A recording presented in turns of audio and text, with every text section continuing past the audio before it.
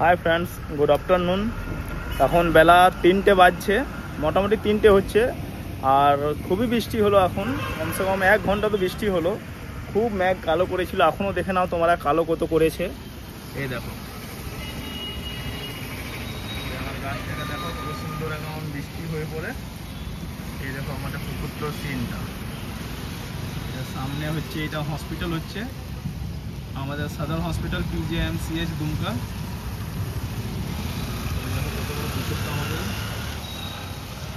আমাদের পুকুরের লোকেশনটা এই দেখো, এখনকার সিন কত সুন্দর লাগছে।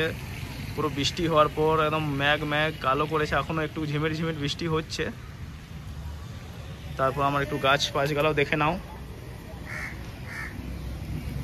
এই গোলাপ ফুলের গাছ, এই দেখো জবা ফুলের কিছুটাই দিয়েছে এখন।